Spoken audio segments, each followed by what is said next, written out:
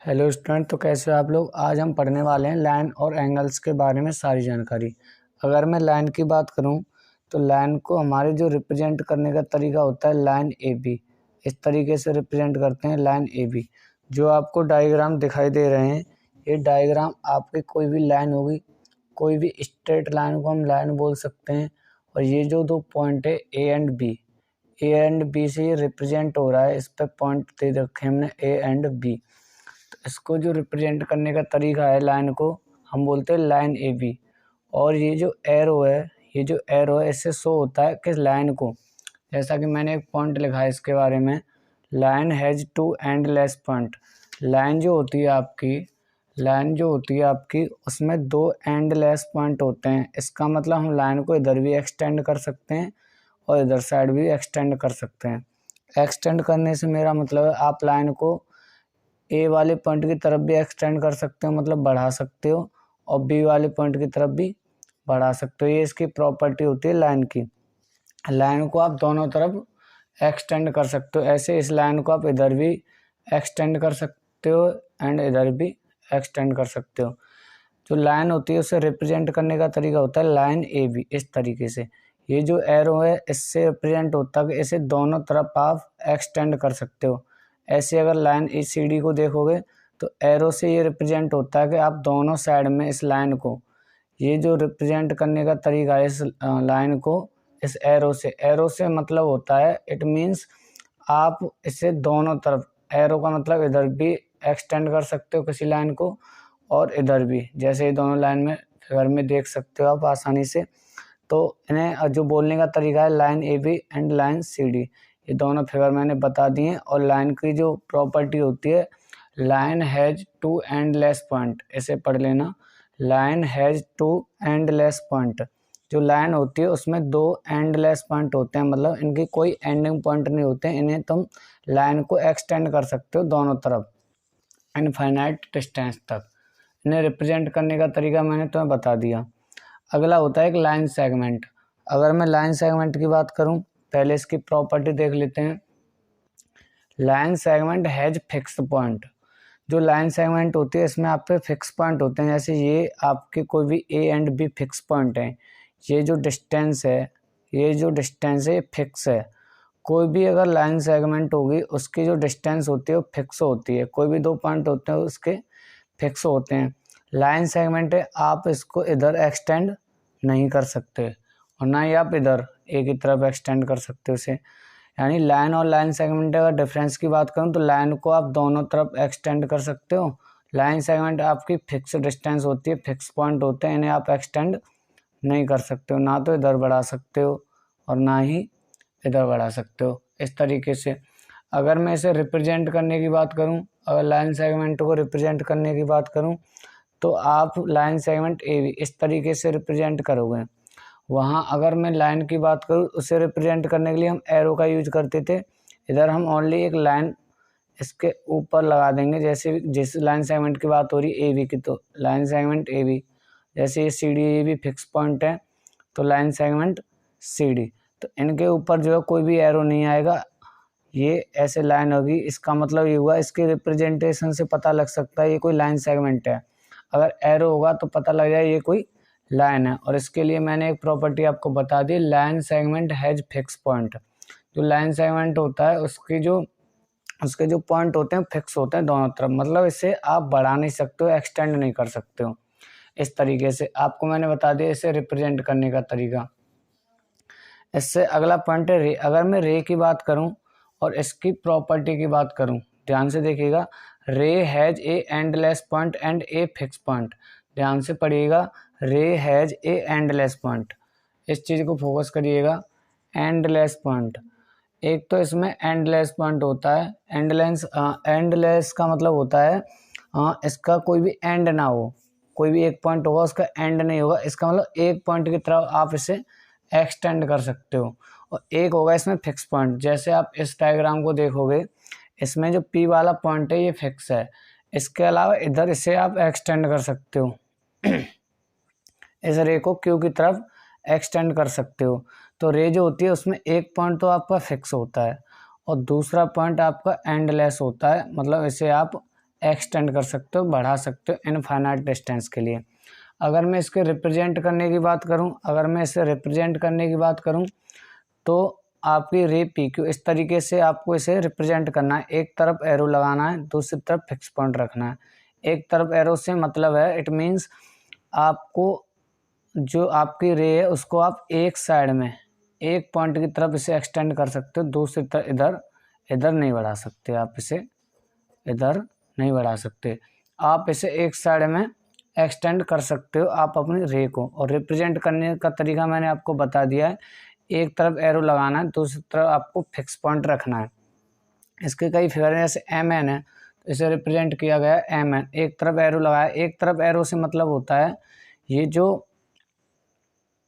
ये जो लाइन रे है आपकी एक साइड में एक पॉइंट की तरफ एक्सटेंड कर सकती है, इधर आपकी एक्सटेंड नहीं कर सकती, ये फिक्स पॉइंट है। इस तरीके से रिप्रेजेंट करने का तरीका बता दिया मैंने तुम्हें। जियोमेट्री के बेसिक कॉन्सेप्ट हैं, बिल्कुल शुरुआत यहीं से होती है, बिल्कुल स्टार्टिंग पॉइंट्स हैं जियोमेट्री के। लाइन सेगमेंट, रे और एंगल्स के बारे में भी सीखेंगे।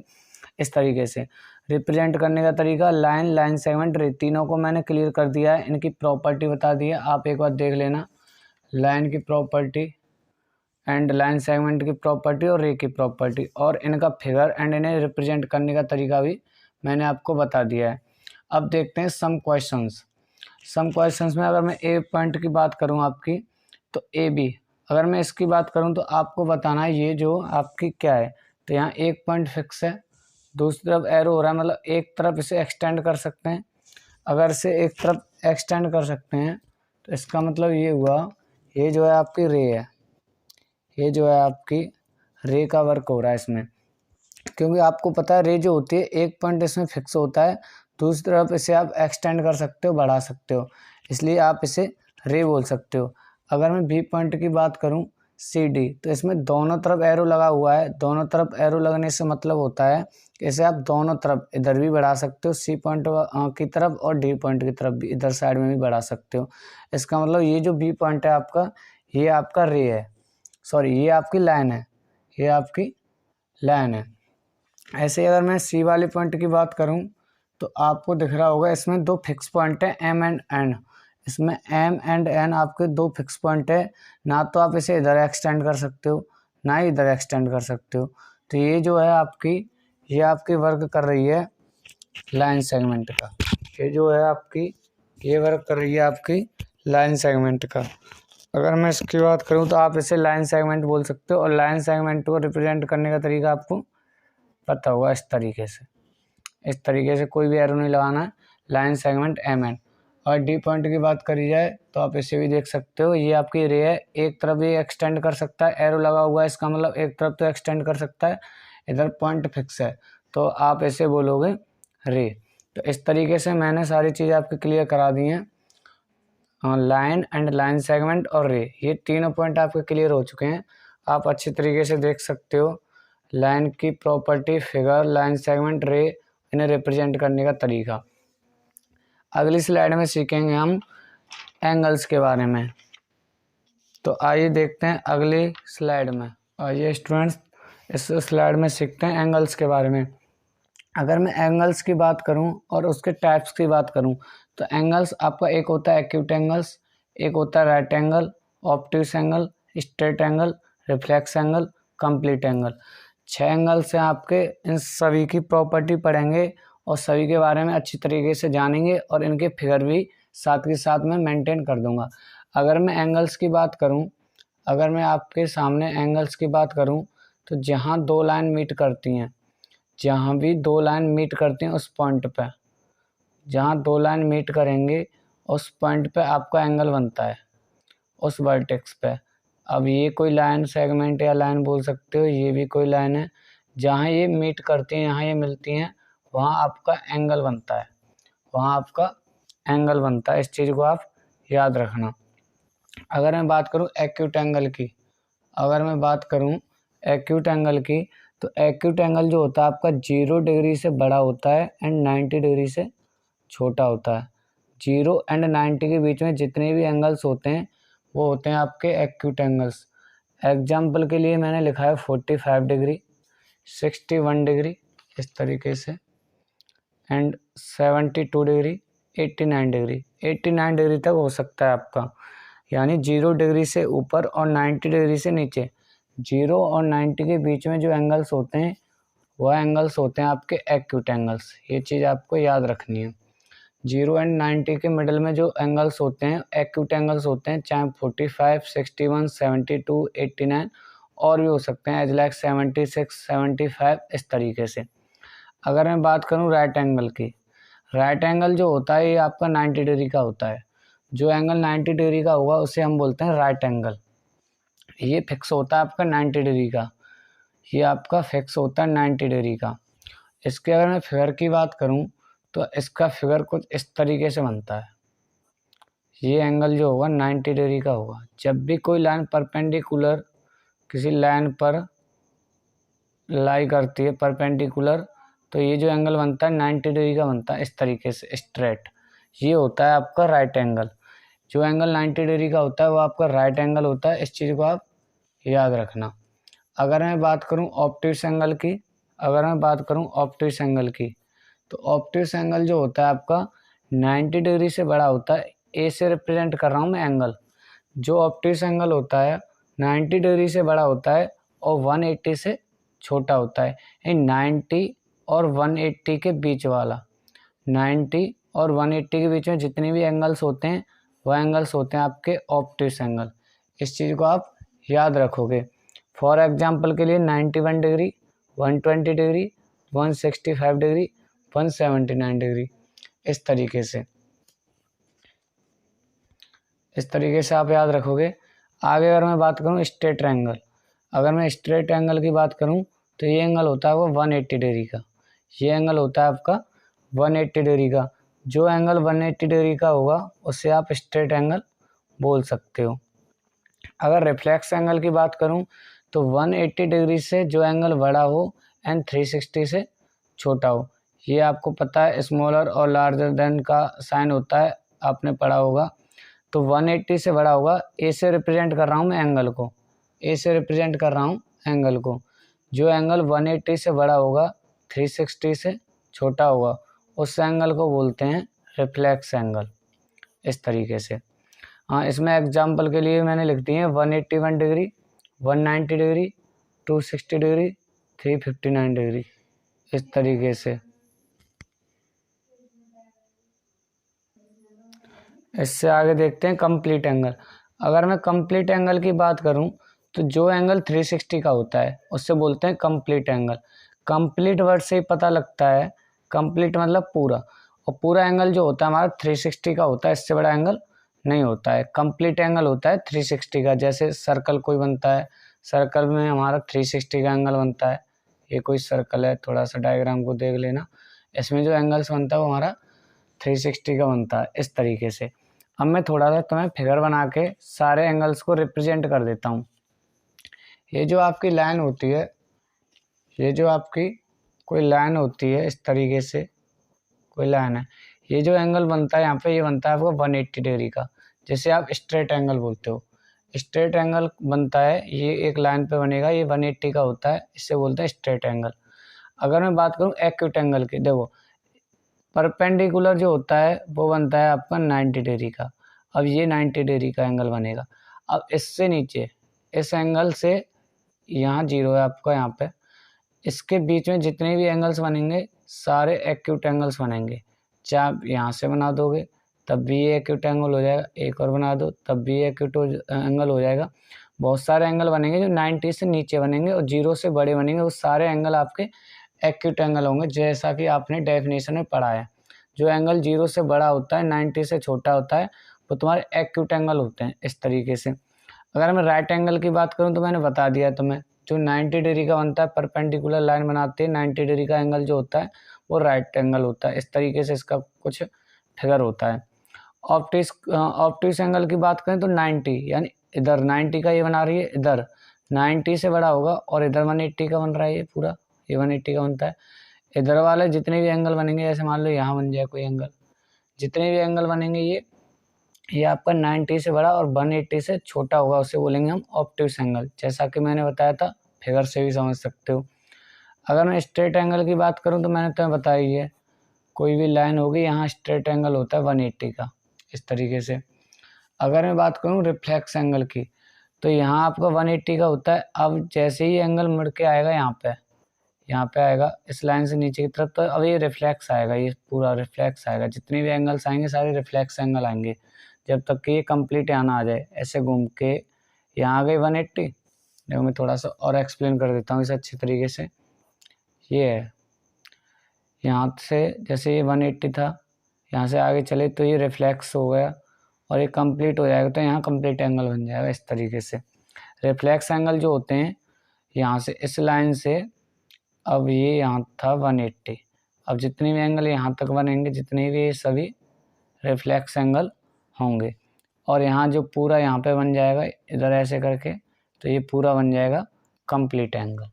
इस तरीके से सारे एंगल्स आपके मैंने आपको समझा दिए, क्या क्या कंडीशन होती है इनकी, क्या क्या प्रॉपर्टी हैं, और डायग्राम भी बता दिया किस तरीके से फिगर इनके बनते हैं। आप अच्छे तरीके से इन्हें क्लियर कर लेना और इन नोट्स को अपनी नोटबुक में नोट डाउन करा लेना। सारी चीज़ें मैंने आपके सामने एक्सप्लेन कर दी हैं। अब कुछ चीज़ें और रहती हैं जो बेसिक्स ही रहती हैं जियोमेट्री के लिए, उन चीज़ों को भी सीख लेते हैं अगली स्लाइड में। इसमें देखते हैं इंटरसेक्टिंग लाइन्स। अब ये इंटरसेक्टिंग लाइन्स क्या होती हैं, थोड़ा सा डेफिनेशन पढ़ लेते हैं। If two lines have one common point, they are called intersecting lines. कोई भी दो लाइन्स होंगी, इस तरीके से आप डायग्राम में समझ सकते हो। कोई भी दो लाइन्स होंगी, अगर इनमें कोई भी एक कॉमन पॉइंट होगा, उन्हें हम इंटरसेक्टिंग लाइन्स कहते हैं। कहने का मतलब है, अगर कोई भी दो लाइन एक दूसरे को कट करती हैं, एक दूसरे को क्रॉस करती हैं, उन्हें हम इंटरसेक्टिंग लाइन्स बोलते हैं। कोई भी दो लाइन्स जब एक दूसरे को क्रॉस करती हैं, तब उन दोनों लाइन्स को हम इंटरसेक्टिंग लाइन्स कहते हैं। जैसे ये एक लाइन्स है PQ और RS, एक दूसरे को कट कर रही है, इसे हम इंटरसेक्टिंग लाइन्स बोल सकते हैं। ऐसे ही AB लाइन है कोई, एंड CD ये भी कट कर रही है एक दूसरे को, इनका भी एक कॉमन पॉइंट है, तो इसे भी आप इंटरसेक्टिंग लाइन बोल सकते हो। AB and CD intersecting line है, इधर PQ एंड RS। ये जो पॉइंट होता है, इस पॉइंट को बोलते हैं आप, इस पॉइंट को बोलते हैं इंटरसेक्टिंग पॉइंट। इंटरसेक्टिंग पॉइंट, ये जो पॉइंट होता है जिस लाइन पर ये मीट करते हैं, जिस पॉइंट पर ये लाइन एक दूसरे को इंटरसेक्ट करते हैं, उस पॉइंट को बोलते हैं इंटरसेक्टिंग पॉइंट। इस चीज़ को आप याद रखना, डेफिनेशन देख सकते हो, फिगर भी देख सकते हो। इन लाइंस को बोलते हैं इंटरसेक्टिंग लाइंस, इन्हें आप समझ सकते हो। अगर मैं बात करूं पैरेलल लाइंस की, lines like this which do not meet are said to be parallel lines. जो लाइंस एक दूसरे से मीट नहीं होती हैं, एक दूसरे से मिलती नहीं है, एक दूसरे को क्रॉस नहीं करती हैं, ऐसी लाइंस होती हैं parallel lines. According to diagram आप अंडरस्टैंड कर सकते हो, AB जो कोई लाइन है एंड CD कोई लाइन है, ये एक दूसरे को कट नहीं कर रही हैं, ऐसे करके क्रॉस नहीं कर रही हैं, तो ये दोनों लाइंस पैरेलल लाइंस हैं। ये कभी भी मीट नहीं करेंगी। अगर इसे एक्सटेंड भी किया जाए तब भी ये आगे बढ़ती जाएंगी और एक दूसरे से कभी भी मीट नहीं करेंगे, एक दूसरे को कभी भी इंटरसेक्ट नहीं करेंगी। तो जो लाइन इंटरसेक्ट करती हैं उन्हें इंटरसेक्टिंग लाइंस बोलते हैं, जो लाइंस इंटरसेक्ट नहीं करती हैं उन्हें पैरेलल लाइंस बोलते हैं। और इनकी एक और प्रॉपर्टी होती है, इनकी जो डिस्टेंस होती है हर जगह पर सेम होती है। जैसे यहाँ 5 सेंटीमीटर है तो यहाँ भी 5 सेंटीमीटर होगी एंड यहाँ भी 5 सेंटीमीटर ही होगी। हर जगह इनकी जो डिस्टेंस होगी वो 5 सेंटीमीटर होगी। इनकी डिस्टेंस सेम होती है हर जगह पैरेलल लाइंस की। और पैरेलल लाइंस नीड नहीं है कि ऐसे ही होनी चाहिए, ऐसे भी हो सकती हैं, बस एक दूसरे को मीट नहीं करनी चाहिए, आपस में इंटरसेक्ट नहीं होनी चाहिए, दोनों लाइंस पैरेलल लाइंस हो जाएंगी। बहुत सारे एग्जांपल्स हो सकते हैं इसके, जैसे रेल की पटरी पैरेलल लाइंस होती हैं, वो भी आगे देख लेते हैं। अगर मैं बात करूं वर्टेक्स की, थोड़ा सा इस वर्टेक्स को समझ लेते हैं। वर्टेक्स होता क्या है, ऐसे थोड़ा ऐसे भी कहीं लिखा देखा होगा तो हमने वर्टेक्स इस तरीके से भी लिख देते हैं, दोनों का सेंस एक ही है, वर्टेक्स ही होता है। तो इसकी डेफिनेशन थोड़ा सा पढ़ लेते हैं। The meeting point of a pair of side is called its vertex. जो मीटिंग पॉइंट होता है ए पेयर ऑफ साइड्स, कोई दो साइड हैं, एनी टू साइड्स जब मीट करती हैं किसी पॉइंट पर, इस पॉइंट को हम वर्टेक्स बोलते हैं, इस वाले पॉइंट को हम वर्टेक्स बोलते हैं। जब दो लाइन किसी एक पॉइंट पर मीट करती हैं तो उस वाले पॉइंट को हम वर्टेक्स बोलते हैं। जो आप कहीं इस तरीके से भी लिखा देख सकते हैं और कहीं इस तरीके से भी लिखा देख सकते हैं। दो लाइन जिस पॉइंट पर मीट करती हैं उस पॉइंट को हम वर्टेक्स बोलते हैं। जैसे यहाँ भी देखा जाए तो ये कोई लाइन है, ये कोई साइड है, ये जो है इस पॉइंट पर मीट करें तो ये कोई वर्टेक्स है। अब ये साइड और ये साइड भी यहाँ मीट करें तो ये भी कोई वर्टेक्स है, यहाँ ये भी वर्टेक्स है, ये भी वर्टेक्स है। तो इसमें 4 वर्टेक्स हैं, ये वर्टेक्स 1 2 3 4, ये 4 वर्टेक्स हैं इसमें, क्योंकि दोनों में ही 2 साइड मीट कर रही हैं दोनों इस पॉइंट पर। इस पॉइंट पे देखें तो ये BC एंड CD मीट कर रही है दोनों साइड। जिस पॉइंट पे 2 साइड मीट करती हैं या 2 लाइन मीट करते हैं उस पॉइंट को हम वर्टेक्स बोलते हैं। ऐसे अगर मैं डायगोनल्स की बात करूं, आगे हम डायगोनल्स के बारे में देखें। Joining lines of opposite vertex, मैंने अपनी तरफ से थोड़ा सा इसे बनाने की कोशिश करी है। Joining lines of opposite vertex, अगर मैं इसमें बात करूं वर्टेक्स की तो एक तो ये वर्टेक्स हो जाएगा आपका, क्योंकि यहाँ 2 लाइन मीट कर रही हैं, एक ये वर्टेक्स हो जाएगा, एक ये हो जाएगा एंड एक ये हो जाएगा। तो जॉइनिंग लाइन जो अपोजिट वर्टेक्स को ज्वाइन करती है इस लाइंस को, जैसे अपोजिट वर्टेक्स का मतलब होता है आमने सामने का, इसके सामने वाला ये है एंड ए के सामने वाला सी है। तो जो अपोजिट वर्टेक्स को ज्वाइन कराती है उस लाइन को, joining lines of opposite vertex, ऐसे बोलते हैं हम डायगोनल्स, ऐसे बोलते हैं हम डायगोनल्स। ये दोनों लाइंस जो हैं ये वाली, एक ये AC and BD, AC and BD, ये आपके डायगोनल्स हैं, दोनों ही क्या हैं, डायगोनल्स। ये होता है आपका डायगोनल्स, इसे आप याद रखना इस तरीके से। कुछ और पॉइंट हैं बेसिक से जो जियोमेट्री समझने के लिए बहुत ज़्यादा इम्पोर्टेंट है, तो उन्हें भी देख लेते हैं अगली स्लाइड में। तो आइए देखते हैं बहुत ज़्यादा इम्पोर्टेंट जियोमेट्री के लिए कॉम्प्लीमेंट्री एंगल। तो कॉम्प्लीमेंट्री एंगल्स होते हैं, इनका सम ऑफ एंगल होता है 90 डिग्री। जिन दो एंगल्स का सम 90 डिग्री आ जाए उन एंगल्स को आप कॉम्प्लीमेंट्री एंगल्स बोल सकते हो। एग्जाम्पल के लिए मैंने लिखे हैं 50 डिग्री एंड 40 डिग्री, ऐसे ही 63 डिग्री एंड 27 डिग्री। इन दोनों का अगर सम किया जाए, इन दोनों का अगर सम किया जाए तो 90 डिग्री आएगा। ऐसे इन दोनों का अगर सम किया जाए 63 एंड 27 का तो ये भी 90 डिग्री आएगा। तो जिन एंगल्स का सम ऑफ एंगल्स 90 डिग्री होता है उन्हें हम कॉम्प्लीमेंट्री एंगल्स बोलते हैं। उसी तरीके से अगर मैं सप्लीमेंट्री एंगल्स की बात करूं, सम ऑफ एंगल्स 180, सप्लीमेंट्री एंगल्स के लिए सम ऑफ एंगल्स जो होना चाहिए 180 डिग्री होना चाहिए।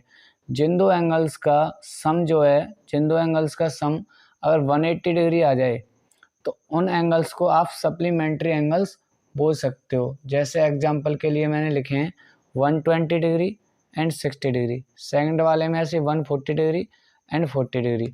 इन्हें आप हिंदी में समपूरक कोण भी बोलते हो। सप्लीमेंट्री एंगल्स जिनका सम ऑफ एंगल 180 होना चाहिए, ये आपको होना चाहिए। ऐसे कॉम्प्लीमेंट्री एंगल के लिए सम ऑफ एंगल्स 90 होना चाहिए। आपसे क्वेश्चन पूछे जा सकते हैं, एक एंगल दे दिया आपको मान लो 50 डिग्री और आपसे पूछ लिया इसका कॉम्प्लीमेंट एंगल बताओ, तो आपको बताना पड़ेगा 40 डिग्री होगा, क्योंकि सम ऑफ एंगल 90 होता है। इस तरीके से ऐसे ही सप्लीमेंट्री एंगल से भी बहुत सारे क्वेश्चन बनते हैं। कोई भी एक एंगल दे दिया, दूसरा पूछ लिया, तो आपको पता होना चाहिए सम ऑफ एंगल्स 180 डिग्री होता है। और अगले पॉइंट लीनियर पेयर की बात करूं, अगर मैं बात करूं लीनियर पेयर की, तो लीनियर पेयर भी बहुत सिंपल है। सप्लीमेंट्री एंगल्स की तरह सम ऑफ एंगल्स 180 डिग्री होना चाहिए। जो एंगल्स हैं जिनका सम 180 होना चाहिए वही तुम्हारे लीनियर पेयर होंगे। इसके अलावा लीनियर पेयर की दूसरी डेफिनेशन है, जो एक लाइन पर, जो इस लाइन पर यहाँ देख सकते हो आप फिगर में, इस लाइन पर जितने भी एंगल्स बनेंगे, जैसे एंगल्स 1 है, ये एंगल 2 है, ये दोनों एंगल इसी लाइन पर बन रहे हैं।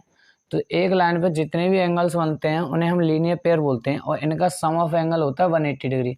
इस लाइन पर जितने भी एंगल्स बनेंगे उन सभी का सम 180 डिग्री होगा। इस चीज़ को आप याद रखोगे और इन्हें हम लीनियर पेयर बोलते हैं। क्या बोलते हैं? लीनियर पेयर बोलते हैं। ऐसे ही अगर तुम सेकंड वाले फिगर को देखोगे तो इस पे, इस लाइन पर 1 2 3 तीन एंगल्स बने हुए हैं, एंगल 1 एंगल 2 एंड एंगल 3। तो इनको भी हम लीनियर पेयर कहेंगे, एंगल 1 2 3 तीनों को ही। और इनका जो सम ऑफ एंगल होगा वो 180 डिग्री होगा लीनियर पेयर का। इस तरीके से आप लीनियर पेयर को समझ सकते हो। आगे अगर मैं बात करूं अल्टरनेटिव एंगल्स, अल्टरनेटिव एंगल्स जो होते हैं आपके, ये होते हैं आपके जेड या एन शेप में जो बना हुआ है। जेड या एन शेप जहाँ बन जाए वहाँ आपके अल्टरनेटिव एंगल्स होते हैं। जैसे यहाँ आपकी जेड शेप बनी हुई है, तो इसमें ये जो एंगल है एंड ये जो एंगल है ये आपके अल्टरनेटिव एंगल्स हैं। ऐसे इसमें एन बना हुआ है, ये जो एंगल है एंड ये जो एंगल है ये आपके अल्टरनेटिव एंगल्स हैं। ऐसे इसमें अगर मैं देखा जाए तो ऐसे जेड बनी हुई है, कैसा भी फिगर हो सकता है, सिर्फ अप्रोक्स जेड और एन का शेप हो उसका, ऐसा नहीं है सीधा सीधा जेड या एन ही हो, उल्टा सीधा भी हो सकता है। जेड और एन की शेप बन रही है तो वहाँ आपके अल्टरनेटिव एंगल्स होंगे। और अल्टरनेटिव एंगल्स की एक प्रॉपर्टी होती है, alternative angles are always equal. जो अल्टरनेट एंगल्स होते हैं वो हमेशा इक्वल होते हैं, बराबर होते हैं। एज लाइक अगर ये वाला एंगल आपका 40 डिग्री है तो ये वाला एंगल भी आपका 40 डिग्री ही होगा, इस तरीके से। ऐसे ही अगर ये वाला एंगल 60 डिग्री है तो ये वाला एंगल भी आपका 60 डिग्री ही होगा। अल्टरनेटिव एंगल्स जो होते हैं हमेशा इक्वल होते हैं, इस चीज़ को आप याद रखना। अगर मैं बात करूं लास्ट वन, आप इस प्रॉपर्टी को और देख लेना, vertically opposite angles. Vertically opposite angles की बात करूं, जब भी दो लाइन एक दूसरे को इंटरसेक्ट करते हैं, जो इंटरसेक्टिंग लाइंस के बारे में हमने पढ़ा था, तब ये वर्टिकली अपोजिट एंगल्स बनते हैं। ये जो एंगल्स है ये इसके वर्टिकली अपोजिट है, ये जो एंगल्स है ये इसके वर्टिकली अपोजिट है। और इनकी एक प्रॉपर्टी होती है, vertically opposite angles are always equal. जो वर्टिकली अपोजिट एंगल्स होते हैं हमेशा इक्वल होते हैं, बराबर होते हैं। एज लाइक अगर ये वाला एंगल तुम्हारा 60 डिग्री है तो ये भी आपका 60 डिग्री होगा, और ये वाला एंगल 40 डिग्री है तो ये वाला भी आपका 40 डिग्री होगा। इनकी प्रॉपर्टी होती है वर्टिकली अपोजिट एंगल्स की, ये हमेशा इक्वल होते हैं, इस चीज़ को आप याद रखोगे। As like 40 40, 60 60। और सेफ कुछ इस तरीके से भी हो सकता है। अगर मैं इस वाले की बात करूं तो ये भी वर्टिकली अपोजिट है क्योंकि इंटरसेक्ट कर रही है लाइन, ये इसके वर्टिकली अपोजिट है और ये वाला इसके वर्टिकली अपोजिट है, और ये भी आपके इक्वल होंगे। अब क्वेश्चन किस तरीके से बनते हैं, आपको एक एंगल दे देगा, जैसे ये दे दिया 60, ये एंगल दे दिया आपसे 60, और आपसे ये पूछ लिया तो आप देख सकते हो यहाँ जो ये लीनियर पेयर है तो इसका और इसका सम ये पूछ लिया, मान लो हमें नहीं पता क्या है, एक्स मान लिया, तो इसका और इसका सम 180 होगा। 180 ये 60 है, इनका सम होगा 180, क्योंकि लीनियर पेयर है तो ये एंगल आपका निकल के आ जाएगा। ये 60 है तो ये वाला आ जाएगा 120, ये 120 आ जाएगा तो ये भी 120 आ जाएगा, क्योंकि वर्टिकली अपोजिट एंगल है। तो इस तरीके से हम वर्टिकली अपोजिट एंगल्स प्रॉपर्टी को थोड़ा सा ध्यान रखते हैं, इक्वल होते हैं, और बहुत सारे क्वेश्चन हमसे पूछे जा सकते हैं। तो अगर आपको इसकी प्रॉपर्टी पता है तो आप आसानी से आंसर दे सकते हो, और लीनियर पेयर से भी बहुत सारे क्वेश्चन बनते हैं, इसके रिगार्डिंग बहुत सारे क्वेश्चन बनते हैं। जैसे मान लो उसने इस एंगल 1 को दे दिया होता 50 डिग्री और एंगल 2 को पूछ लेता तो ये होता आपका 130 डिग्री, क्योंकि ये दोनों लीनियर पेयर हैं और लीनियर पेयर का जो सम होता है 180 डिग्री होता है, और एक 50 डिग्री एंगल का बनता है तो दूसरा 130 का बनेगा, no doubt, linear pair property के अकॉर्डिंग। तो ये सारी बेसिक चीज़ें थी जो जियोमेट्री के लिए बहुत ज़्यादा इंपॉर्टेंट है, ये आपको पता होनी चाहिए, सभी को याद होनी चाहिए। आप चाहो तो इन्हें सभी को नोट्स करके याद कर सकते हो, और इनसे रिगार्डिंग जितने भी क्वेश्चन बनते हैं आप उनके आंसर आसानी से दे सकते हो।